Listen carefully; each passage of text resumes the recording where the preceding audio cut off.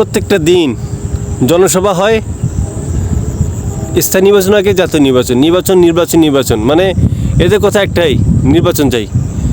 নির্বাচন হবে, আমরা ক্ষমতায় যাব। ক্ষমতা থেকে কী করবেন? নির্বাচন দিলে শেষ, আপনার ক্ষমতায় যাবেন? এতটা সহজ মনে করেন জাতিকে? সংস্কার ছাড়াই আপনাদের পাশে থাকবে। আচ্ছা, আপনাদের এত নির্বাচন করেন, জনগণ আপনাদের পাশে থাকে, আপনাদের সাপোর্ট দেয়। আপনি যে কোনো ওই যে অনলাইনে যে ভোট ফর্মগুলো হয় না, প্রত্যেকটা জায়গায় আপনারা দেখেন যে জনগণ কিন্তু সংস্কার চায় আগে, জাতীয় নির্বাচন পরে, অনেক পরে, আগে সংস্কার হবে। প্রত্যেক জায়গাতে ফ্যাসিবাদী উৎপাত করতে হবে, ফ্যাসিবাদ কোনো থাকবে না, আওয়ামী লীগ কোনো দুঃশাসন থাকবে না, তারপর হবে সুষ্ঠু নির্বাচন।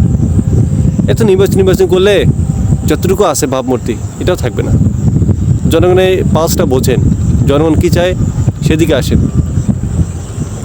আপনারা তো ফ্যাসিস্ট আমলে হাসিনার পদযুম্বন করতেন, মুখে বলতেন যে আমরা জিয়া সৈনিক, তলাতলে হাসিনার সাথে মিলে প্লট নিতেন। এই যে হাসিনা একটা তা পাপিয়া, খুব এখন জামাতের বিরুদ্ধে লাগছে, হাত কাটা রক কাটা যত সব কাহিনী মানে কাল গল্প শুরু করছে।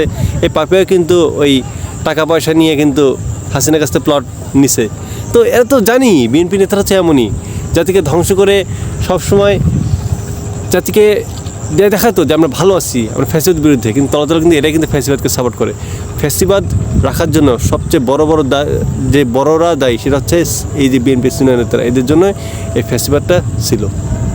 যাই হোক, আপনার দেশের জনগণ আপনারা ডিসাইড করবেন।